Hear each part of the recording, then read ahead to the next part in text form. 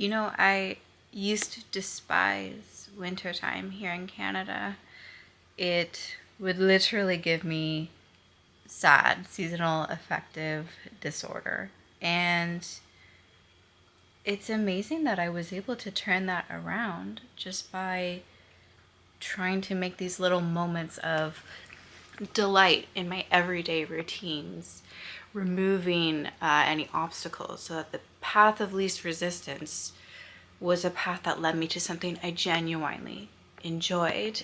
It's a little silly to me now to look back at those points when I was very miserable or not happy with what I got up to that day, or what I had accomplished, or how I was looking or feeling, or things I wasted my time on, because I feel like a lot of these things are so simple, and yet when people talk about improving your life, or making a better you, new year, new me, it's just about almost like glow up revenge. And I find that a lot of that stuff is so temporary because you're just following other people's superficial plans for, here's what happiness looks like. Happiness is being hot and looking hot and acting like you don't care, and consuming and buying into all these things that everyone is doing at the moment. And that's not where happiness lies at all. Happiness lies in being authentic to you and being honest with yourself about what is authentic to you. And what's authentic to me is going to be different than what's authentic to you. Take, for example, my bedroom setup here. For the longest while, I could not justify spending, $20 extra, to purchase something that was more high quality versus like the absolute cheapest thing. And there's a time and a place for, saving money, of course. Like, you don't want to be going into debt following any of these things. Investing in just a new calming look for your bed, nicer pajamas. These are the pajamas I've always wanted, and I would always say to myself, like, no, I can't justify that because I have these old ratty pajamas. But then I thought about it and I realized, well, the cost per wear, if I would just invest in those pajamas that make me feel awesome, and I get to, wake up every day in them and kind of just give myself that little moment of joy, it makes a big difference. And that's what this video is about. Little tweaks and little investments that have a huge ripple effect on your quality of life, in how happy you can make yourself. Because I find that a lot of the time people think that happiness is found in other people. And I don't think it's accurate to say that happiness is found in material object items, though that certainly helps. It's also a state of mind of enjoying what you have and being the creator of the life that makes you happy while also appreciating what you have. I know that sounds like two contradictory topics, but in this video I aim to show you that they go hand in hand. Let's get out of my bedroom and I'm going to get dressed for the day. Right, so the topic of living authentically is very near and dear to my heart because I've missed out on a number of things that genuinely feel authentic to me and make me happy because I was falling into the rhythm of doing what I think other people expected me to do. What is it that I'm not doing, or what is it that I am doing that's contributing to this feeling of unfulfillment, of not being happy with what I have, and I have so much. I'm being objective. So why am I not happy? Or more importantly, why are you not happy? When's the last time you actually examined the things that you are doing on autopilot and thought to yourself, is this serving me positively or negatively?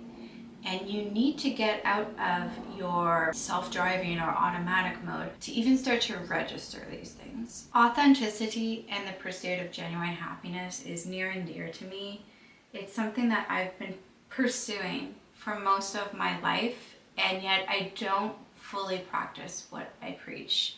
And after doing quite a bit of self-reflection this winter, I realized I don't like doing YouTube videos. I don't like sitting down and talking at the camera. I also had a close friend pass away over Christmas, and it really got me thinking honestly about what I'm doing with my life and being honest about what feels authentically me and leaning into what my natural skills are. That's something that I will be doing more of moving forward. And the more that I thought about what makes me happy and what feels authentic, the more I realized there was a little bit of a formula for that, and that's what I'm going to be sharing today. I'm going to break this topic up into 3 segments. I could talk for a while about this, but let's start with these core 3 concepts, which are the steps for an easy glow up, clearing obstacles, and then finding and practicing your authentic self. So let's start with the glow up, because I feel like a lot of people get excited about this. However, I'm going to be talking about the stuff that most of these videos don't usually delve into, which is you need to address the things that you are fighting. I find the things that we fight in ourselves are often the pieces of ourselves that don't fit into someone else that we are trying to emulate. Normally, when I talk about things like identifying things in your life, I would give a range of examples, but I don't want to do that in this scenario because I don't want to stigmatize people about certain things that may not be bothering them. So I'll use myself as an example. I fought my natural hair for most of my life. If you go back to some of my older YouTube videos, I looked completely different. Back then, I had long platinum blonde hair and I was trying to make it wavy and curly.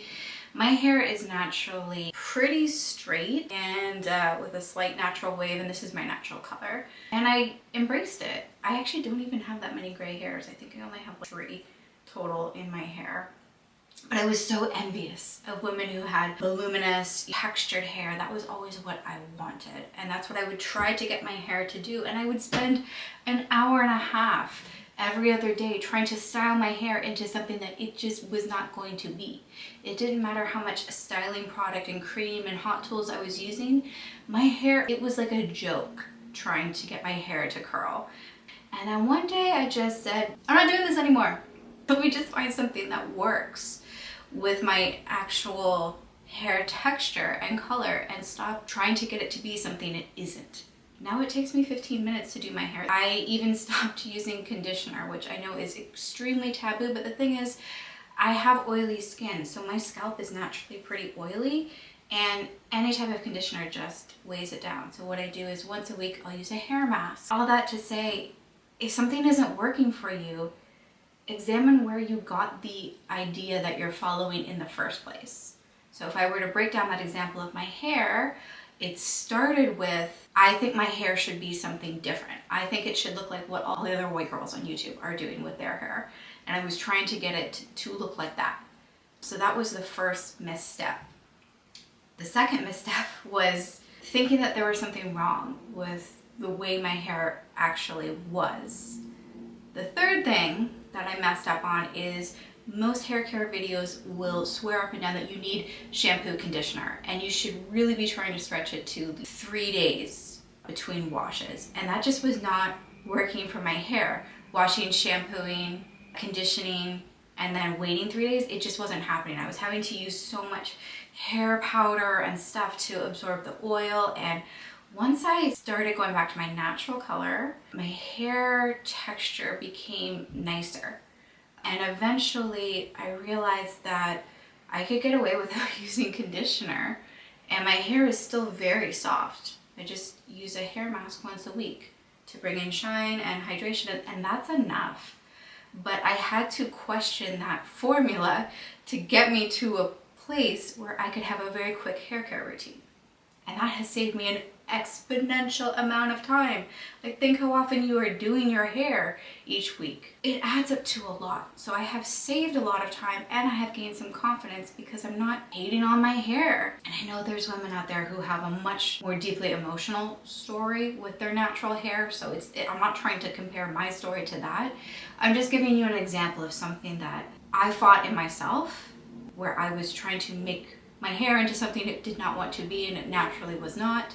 And that being true to what I actually have to work with made me much happier in the long run and saved me a bunch of time. A few other examples of things that I have been fighting. I naturally have anxiety sweat. It stinks. It's got a different horrific odor to it, and I'm a highly anxious person. So if I have a big presentation or if I just feel like I'm being awkward, I actually start getting anxiety sweat. And I know it's pretty gross, but I'm getting real with you here so that you can work through your own stuff. I was using prescription grade deodorant, which is very bad for you because of the aluminum in it, especially if you shave your underarms. That's a whole nother story. But I realized that there were products on the market that helps eat the bacteria on your arms, in your underarms, which is what actually causes the odor. And I was going back and forth on it's a little bit expensive. And then I realized this BO thing is holding me back. There's been times where I've left networking events because I started sweating, anxious sweating, having to meet and talk to people. So I might have even missed out on making some good business connections because of this thing that I was refusing to address in a proper way. Another thing that I haven't been honest with myself about, or have also been really beating myself up my whole life, is I don't fit into standard bra sizes. Going into Victoria's Secret or any other conventional lingerie bra brand place, I was not getting a good fit. It wasn't until I switched to a bra brand that specializes in smaller cup sizes that I finally got a bra that fits like a glove. And it's so funny because when I was wearing the bras that were just like gapping a bit, it created a certain silhouette that just didn't feel authentically me. But with these new bras that I invested in, they're comparable to Victoria's Secret price-wise, it made such a huge difference in my self-esteem to just be able to put on a bra. Because think about how often you put on bras if you're a woman, right? Every day having to try to make these bras that didn't fit me work, worrying that if I leaned forward, the cups were going to open and expose, and the straps I always had to overly tighten to get it flatter against my chest. You know, just getting all of that out of the way made me so much more confident. And it's funny, I didn't think that I could look this good in a bra, but it wasn't until I was honest to say, this other thing, this is not working for me.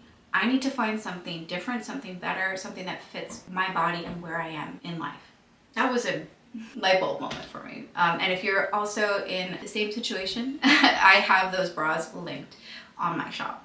And what's interesting is all of these changes had a wide ripple effect. They seem like small things like antibacterial underarm spray, different bras, embracing your natural hair color. Those just seem like such little trivial things. But the ripple effect is the confidence you gain from not fighting who you naturally are and having the right tools to deal with what your body naturally does and how your body naturally looks. I've gained back so much time. Just by tweaking these aspects of my day-to-day routines. Part 2 is identifying your genetic perks. So these are the things that you naturally have that you might not be embracing or emphasizing and upplaying. I'll use myself as an example again. I naturally have long eyelashes and I've always gotten compliments on them. This is how you know you have a genetic perk. You're always getting compliments on them, especially from other ladies. You know, like I'm not talking about men ogling you. That's not what I'm talking about. What are your features about yourself that you get compliments on a lot? Is it your curl pattern? Is it your cheekbones? Is it you have long, elegant hands? Anytime you get a manicure, I had a friend. Anytime she would get a manicure, she would get all sorts of compliments on her hands. And she finally realized, oh my God, I have really nice hands. But it just never occurred to her until other people pointed it out. So I want you to think about what are the features about yourself that you get complimented on a lot. Do you have a unique eye color? Do you have particularly delicate ankles? I personally have cankles. I have swollen cankles, so I always notice when people have very nice ankles. It's always such a strange compliment. Your ankles are so nice, but it's because I don't have that myself, it's so easy for me to see that in other people. I also don't want you to fall into the trap of, oh, I don't have the it body part or the it whatever trait that happens to be in. I'm almost 40 years old, so I've seen a lot of different it body parts over the years. What was hot in the early 2000s was shifting in the late 2000s, and what became hot in 2010 gradually changed by 2020, right? Things come and they go, and you will find great happiness by just tuning that out and ignoring it. All right? Don't make yourself miserable because you didn't fall into the early 2000s Paris Hilton heroin chic look. Don't get hung up if you didn't fall into the 2010s and 2020 curvy body look from the Kardashians. Don't do that to yourself. That's silly. And it's essentially a recipe for hating yourself. Don't go there.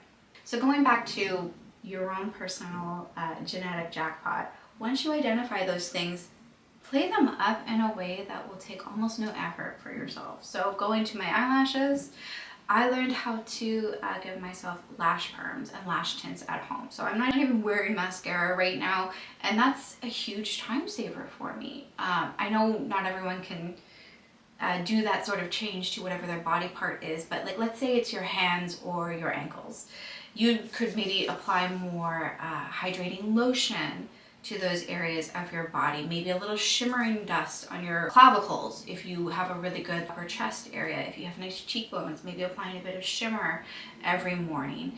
If you particularly love your hair and you have that beautiful thick textured hair that I've always been envious of, maybe you apply a lot of nourishing hair products to it, or use hairstyles that really emphasize it without much effort. These are the sort of things you want to lean into, because you get to wake up and just feel kind of hot naturally. And this is not about your body size or fitness level. It's about appreciating what you genetically have, what was passed down to you from your ancestors, right? There's a reason you're here today, and that's because hundreds of thousands of years ago, two people got together that found each other attractive, right? And those traits got passed down. So you are the culmination of a lot of people just really digging each other, right? Don't be so hard on yourself. There's a reason you have a lot of the traits that you do.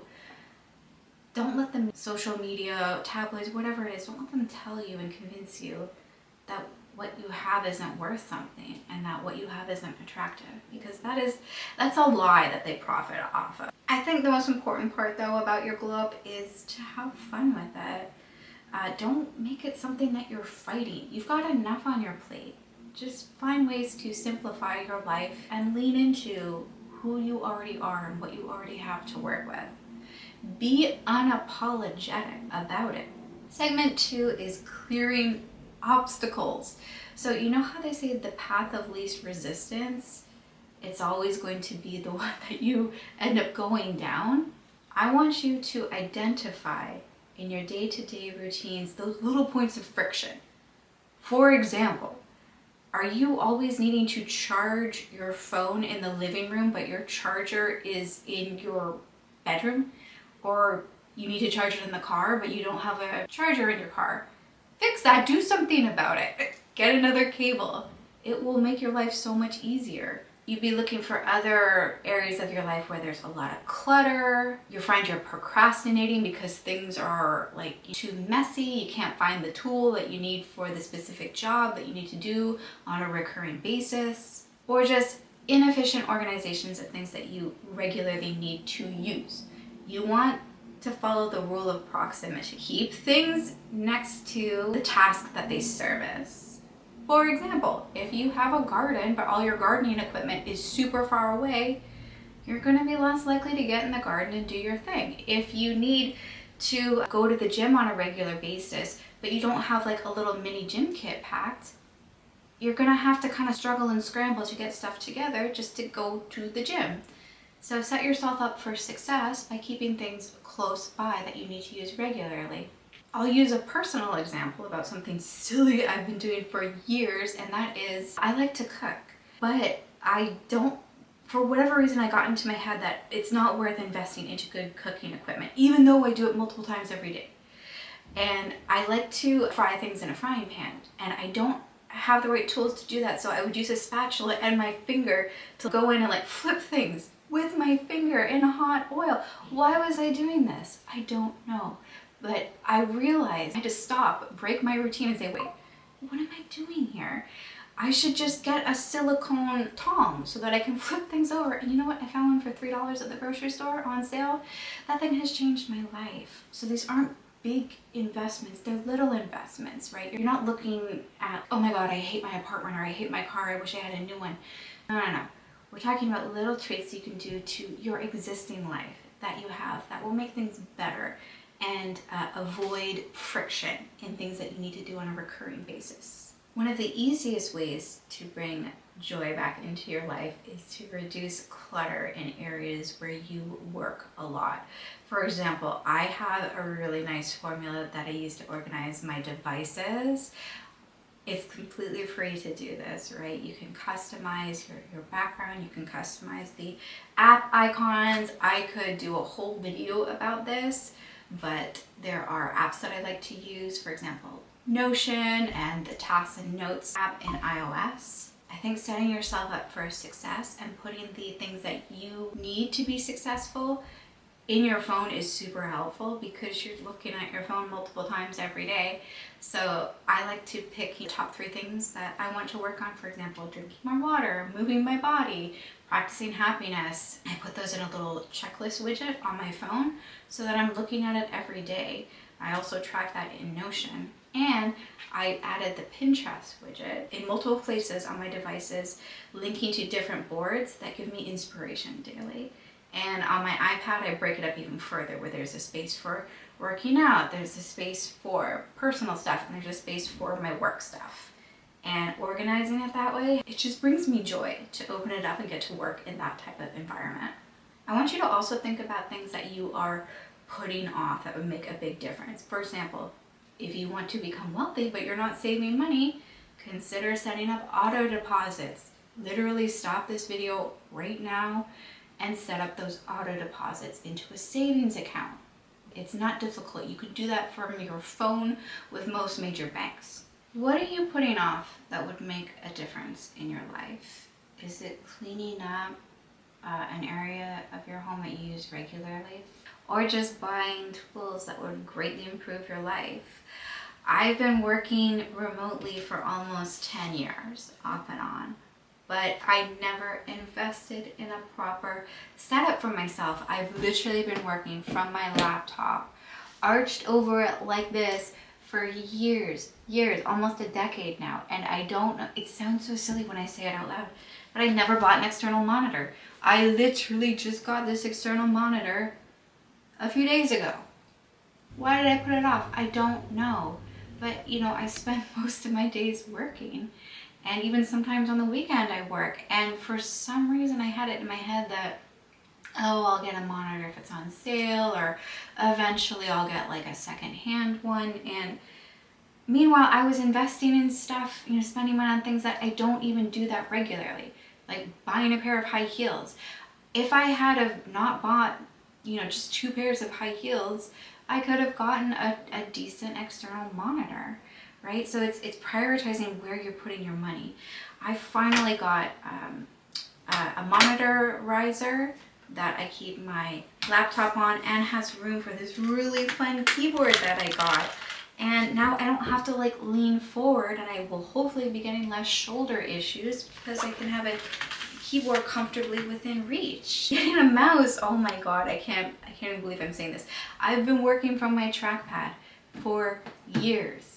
And I had a mouse sitting right over there from my old computer that I didn't take the time to just open my Bluetooth menu and, connect to that mouse. And I feel so silly saying that now because I've had chronic shoulder and back pain. And for those of you who don't know, my main job is in tech.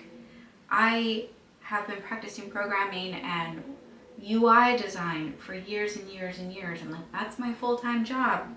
And yet for some reason, I didn't invest into my setup that I work from every day to produce what I do. And just getting this second monitor is so helpful because I can be writing the code and looking at the changes in real time, which is what most people do. But for some reason, I kept putting it off. And I don't even have a valid reason for it. I had the money to get it. It's just I wasn't honest with how inefficient and cumbersome and painful my existing setup was. I already look forward to working so much more when I can come in, sit down, and like my wrists aren't hurting from the rough edge of my desk because I finally got a wrist protector. And I have a keyboard that I can pull closer to me, you know, so it's things like that. Like, just be honest with yourself. Give yourself a hard assessment in the tasks that you're regularly doing and seeing where you can improve them.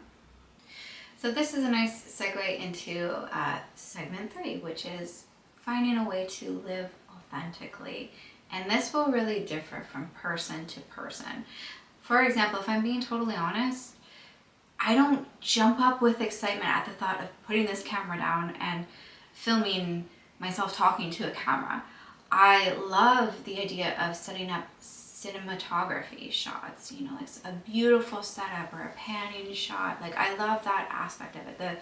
The artistic photography quality of video, I love. But sitting down and talking, I don't love it. I just don't. There are other things in my life that I look forward to way more, like programming. I know that sounds very dry and boring, but I love it. And I'm going to be doing more of that moving forward. Hence my investment into my programming setup here. I love gardening, you know, and just being able to identify first what you love will go a long way, right? Ideally in your life, you'll have multiple things that bring you joy. One of those things should provide money. One of those things should keep you active.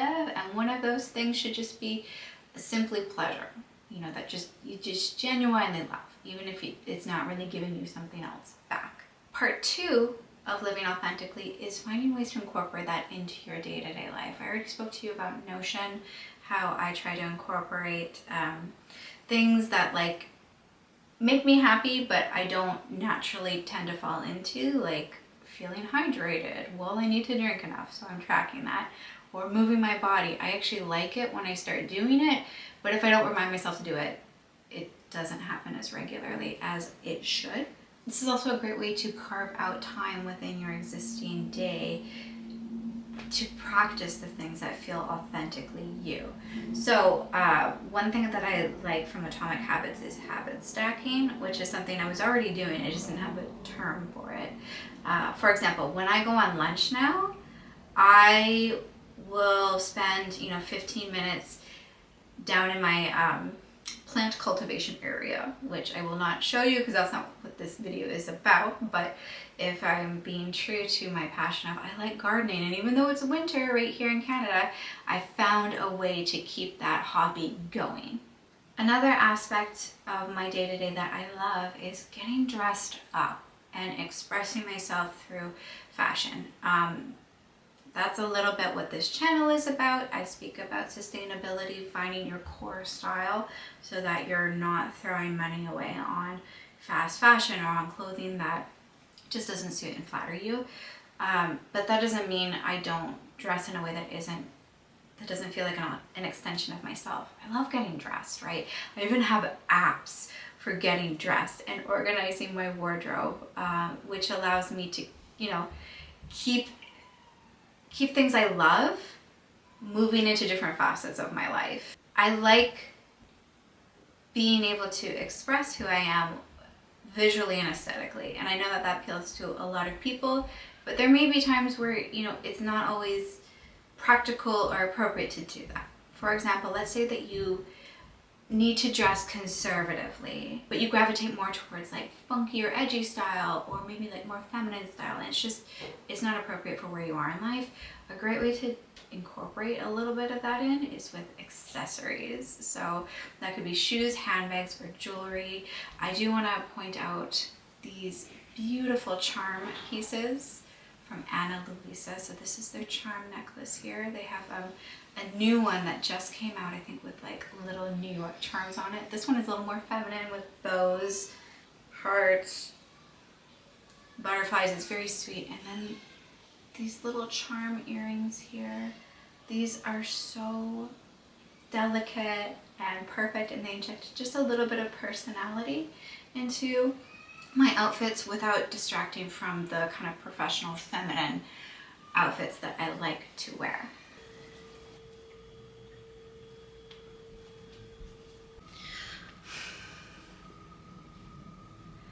I know that when we think about living a charmed and charming life and finding happiness, I think so often we equate it with like all the trappings of luxury.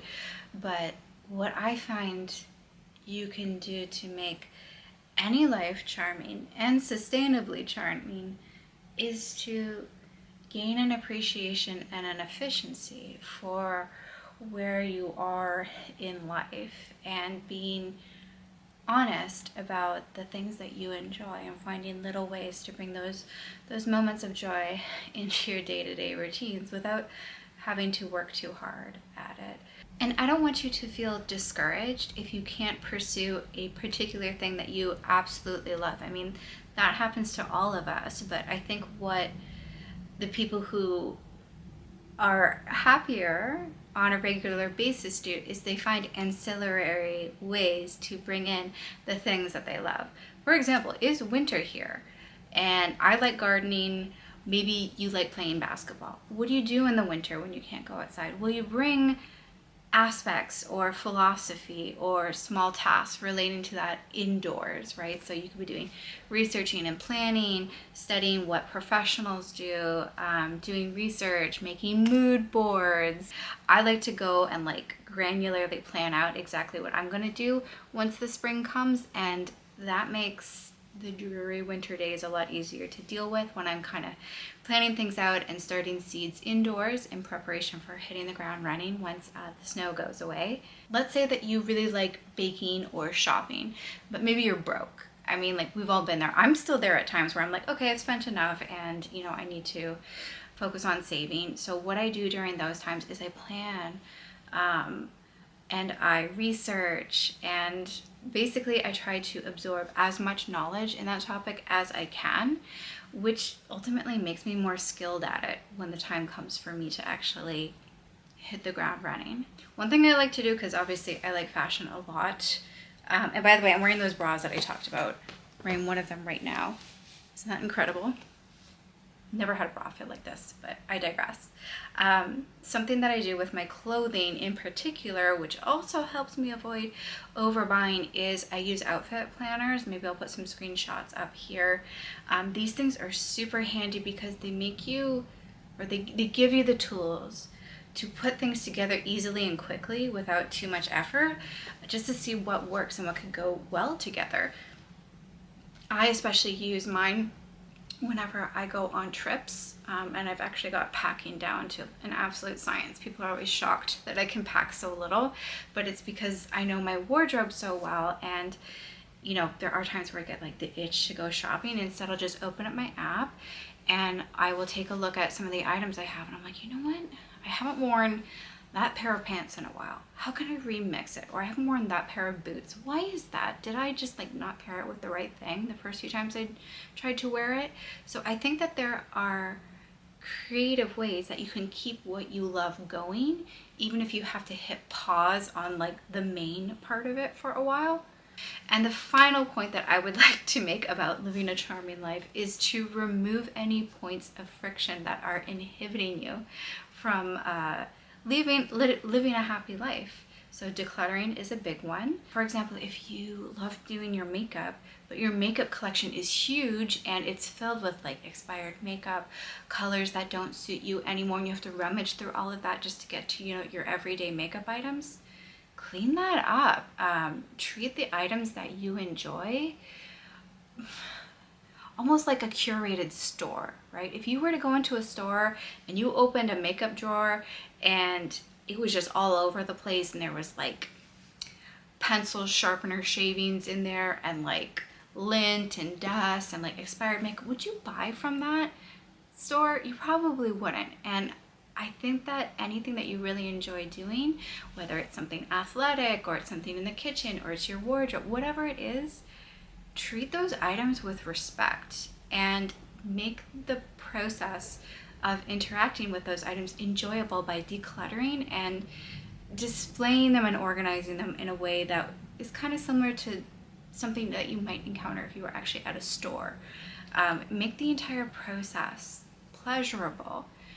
Remove anything that kind of makes it feel a little icky or cumbersome to do. Personally, I think one of the strongest acts of rebellion against blandness is to remove the objects that aren't serving a purpose and aren't making you happy. I know that that's easier said than done, but I think that the cultures that we live in now highly encourage overconsumption of things that we don't need. So if you've fallen into the trap of consuming too much and now you kind of feel robbed of your joy looking around your home, it might be time to start donating some of those items. And then, of course, thinking twice, maybe 3 times before purchasing new items, because any item you bring into your home, it's got to occupy space. And it's going to be taking away space from other items that you might already have that would be making you happy. I hope that makes sense. So in summary, to put a bow on it, to live a charming life and be authentic to yourself, it takes a bit of self-discovery. I want you to focus on doing a natural glow up, focus on your natural beauty and natural features while addressing anything that you might have been fighting.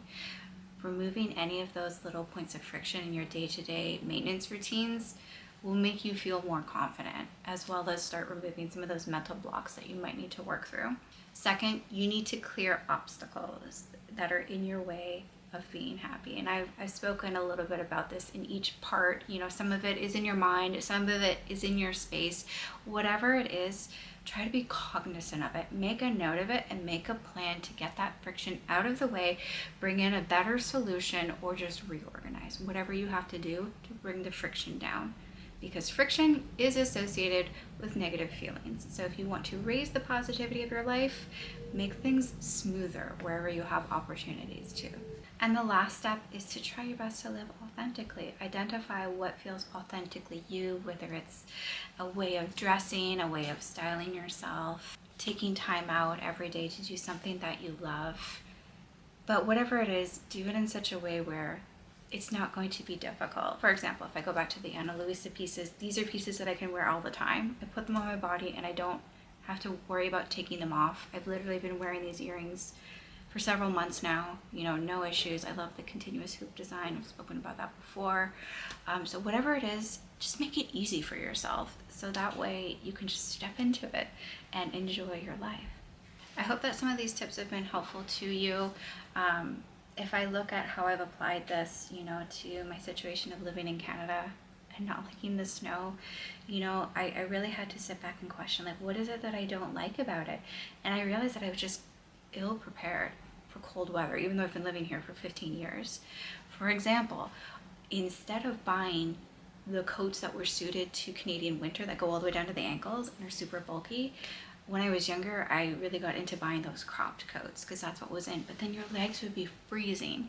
I was, you know, trying to always do the fashionable thing and like maybe buying the fashion forward coats that weren't warm when I wasn't like wearing headwear, you know, so I've started, you know, incorporating ear muffs and like cute toques into my outfits. And a lot of that was just addressing these beliefs that I had in my mind of this is how I should be in winter. And that did not align with Canada. It's just, I was fighting Mother Nature. And once I came to terms with this is the reality of my situation, I started investing in those really warm pieces. And I have information on all of that if you want some sustainable, ethically made winter items that are made here in Canada. I've got some tips on that on my website and my Instagram. So I started just buying better, challenging the notion that I had to dress or be a certain way in the winter if I wanted to be fashionable.